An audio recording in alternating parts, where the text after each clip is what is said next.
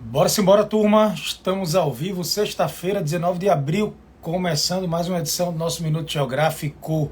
Hoje com três pautas aqui bem importantes. A primeira delas eu quero atualizar vocês sobre esse possível ataque de Israel ao território iraniano, ao território sírio e também iraquiano. Ontem, quando eu cheguei da escola, antes de dormir, comecei a receber aqui algumas mensagens, alguns relatos mostrando esse possível ataque. Inclusive a gente entrou ao vivo, o vídeo está gravado e guardado, quem quiser acompanhar depois. E até agora o que se sabe é que foram ouvidas explosões muito próximas à cidade de Isfahan, cidade belíssima, iraniana, por sinal. É uma cidade em que o Irã mantém uma fábrica de drones, aqueles drones que eu disse para vocês que tem um baixo custo, drones de 15 a 20 mil dólares, são drones chamados de drones suicidas. Eles vão com explosivos, mas eles não voltam, e aí teria acontecido um ataque próximo ao aeroporto. O aeroporto de Isfahan, ele tem uma ala civil, mas é público, não é algo escondido. O Irã também tem um complexo militar dentro do aeroporto. Na mesma hora eu abri aqui o Flight Radar, e o próprio Flight Radar, ele fornece a posição e a situação dos voos ao vivo, e o que se percebeu é que, de fato, em mais ou menos 20 a 30 minutos, o Irã fechou os 4 principais aeroportos do país, inclusive o aeroporto internacional de Teherã. Todos os voos foram cancelados. Lá era início da manhã, lá eram 4 e pouca, 5 e pouca da manhã.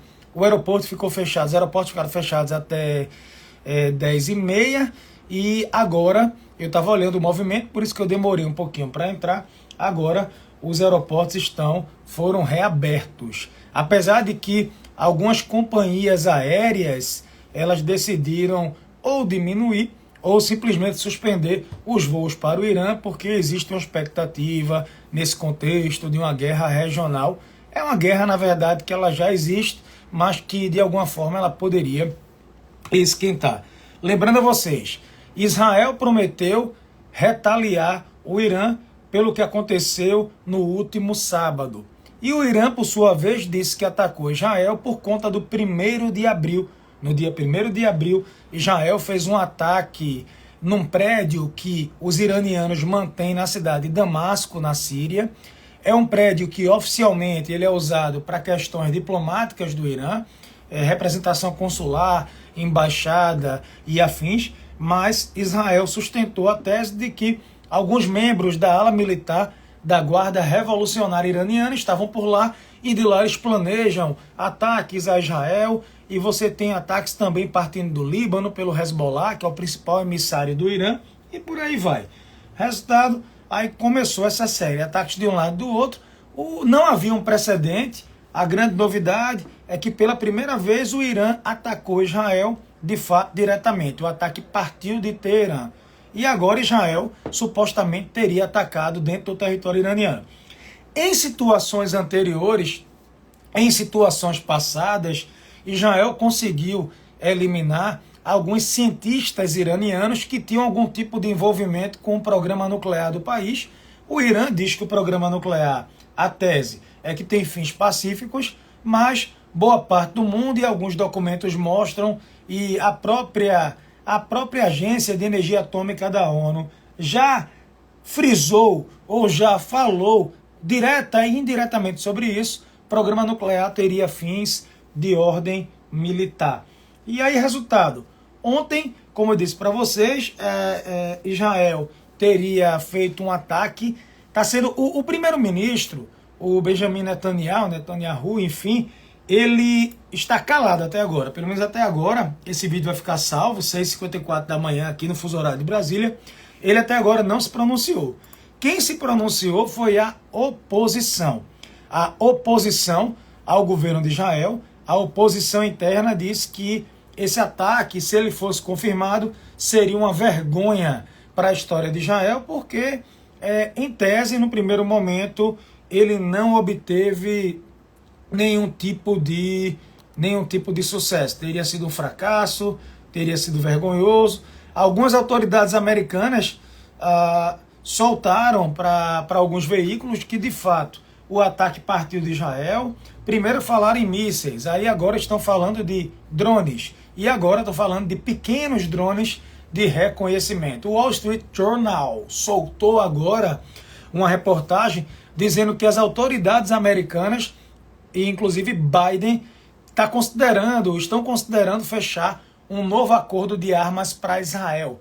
Um acordo de 1 bi de dólares. Então, os gastos militares parecem que não têm teto, eles não têm meta fiscal, eles não têm qualquer tipo de limite. Munições de tanques, blindagem, tanques, aviões e afins, tudo que possa imaginar. Por isso que eu digo para vocês há muito tempo, qualquer erro, qualquer detalhezinho, um cálculo errado, pode levar essa guerra a crescer, a tomar uma proporção que, veja, hoje a crise que a gente vive no mundo, ela é de alguma forma, de certa forma, administrável. O que existe um contexto de que essa guerra possa escalar, ela saia do controle, envolvendo agentes estrangeiros significativos, potências, e aí sim ela poderia tomar uma proporção maior. Mas, pessoal, eu vou atualizando vocês aqui ao longo do dia sobre essa questão. Eu estou, na verdade, na expectativa agora sobre algum pronunciamento do governo de Israel, para falar, olha, foi um ataque nosso, olha, foi um teste, olha, a gente não fez nada, alguma coisa o governo vai ter que dizer, e por lá, eu digo para vocês, como o fuso lá fica a leste de Greenwich, então as horas são adiantadas em relação ao Brasil, por lá eles já estão na parte da tarde. Já eram para ter falado alguma coisa e por aí vai, ok? O Irã soltou uma nota agora dizendo que não tem retaliação planejada, e o que se notou até agora, o Irã ele não quer escalar uma guerra direta e significativa, pelo menos por hora. Se o Irã assim desejasse, o ataque do sábado teria sido muito maior, muito mais forte. Outra coisa, o Irã avisou tanto que ia atacar, só faltou dizer o horário, só faltou falar praticamente o dia. A sensação é que o Irã disse, olha, eu vou dar uma resposta a Israel, mas o que me parece é que a resposta não era nem tanto para Israel. Era mais uma resposta para a opinião pública e para a opinião pública principalmente doméstica, para não mostrar fraqueza.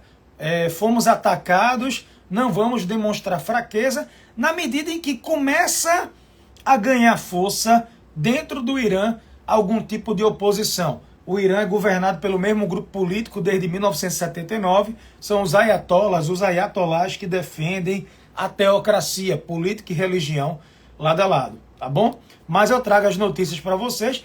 Tem mais uma notícia, eu vou postar o vídeo do Mauro Vieira, que é o nosso ministro das Relações Exteriores. Ele ontem fez um discurso na ONU defendendo fortemente a criação do Estado palestino. Atenção, atenção. Ontem, o Conselho de Segurança decidiu votar uma proposta da Argélia. A Argélia é um país do norte da África, África árabe, que alguns chamam de África branca, enfim. A Argélia fez uma proposta, levou ao Conselho de Segurança para que a Palestina seja aceita nas Nações Unidas como um Estado pleno de direito. Em 2011, a Palestina foi reconhecida como parte das Nações Unidas, mas como um membro, de alguma forma, eu vou usar um termo para vocês entenderem, um membro observador, tá? Observador, não é um status pleno. E agora a Argélia quer, né, que a ONU traga a Palestina para dentro e tudo mais. Os americanos usaram o poder de veto, só para vocês entenderem. O Conselho de Segurança tem 15 países, ok? Dos 15, 5 são permanentes. Os que venceram a Segunda Guerra Mundial. Você tem os britânicos, você tem os americanos, você tem os franceses, você tem a China, você tem a Rússia, tá? E você tem 10 membros que são rotativos, num total de 15. É praticamente essa a conta. Se um dos membros permanentes falarem assim, a gente não quer, se a tentativa é não, um deles votar não, é poder de veto. Os membros rotativos, o Brasil, ele foi membro rotativo até outubro do ano passado. Pronto, o Brasil não tinha poder de veto, ok? Os membros permanentes têm, os rotativos não. Então, os americanos usaram o poder de veto e disseram, olha, a gente não concorda por hora com essa questão. O representante dos Estados Unidos, ele até disse assim, eu concordo com a solução dos dois estados, eu concordo com a criação do Estado palestino, eu quero a Palestina na ONU, mas isso tem que acontecer por uma relação direta entre ambas as partes. E o debate não deve acontecer aqui no Conselho de Segurança. Enfim, para ser aprovado, o Conselho de Segurança teria que aprovar e depois a aprovação teria que passar pelo plenário, pela Assembleia Geral. E a Assembleia Geral, como eu disse para vocês, ela envolve todos os países. Então não é só o Conselho de Segurança que teria que aprovar a proposta da Argélia, mas a própria Assembleia Geral. E aí o que eles disseram? As recentes escaladas tornam ainda mais importante apoiar esforços de boa-fé para encontrar uma paz duradoura entre Israel e um Estado palestino plenamente independente, viável e soberano. Quem disse foi Antônio Guterres ao Conselho. A falta de progresso em direção à solução dos dois Estados só vai aumentar a volatilidade e o risco para centenas de milhões de pessoas e tudo mais. Tá? Mas, enfim, os americanos usaram o poder de veto. Outra coisa, criar o Estado palestino, onde é que ficaria? A proposta para o Estado palestino seria faixa de Gaza, que encontra-se destruída, ainda é a sede do Hamas, a Cisjordânia. A Cisjordânia, você tem uma forte ocupação israelense por lá, e você tem cidades que são importantes e sagradas para ambos os elos. E a parte mais crítica, na minha opinião, Jerusalém Oriental. Teriam que dividir Jerusalém, e para muitos Jerusalém é uma cidade indivisível. Jerusalém Oriental é a parte mais importante de Jerusalém. Jerusalém Oriental é onde fica a parte antiga das muralhas, o contexto mais religioso. E os palestinos querem a Jerusalém Oriental como sua futura capital. Isso também é algo, para Israel e para outros países do mundo, é algo inegociável. Tranquilo? Mas deixa eu colocar o discurso do Mauro Vieira. Só prometam que não vão se ofender. As pessoas acham que tem que se ofender, né? E tudo. Com calma. Eu vou colocar para vocês e a gente vai falando. Tranquilo? Beleza não. O caos no aeroporto de Dubai foi chuva. Foi chuva, não foi bomba nem guerra não. Tá?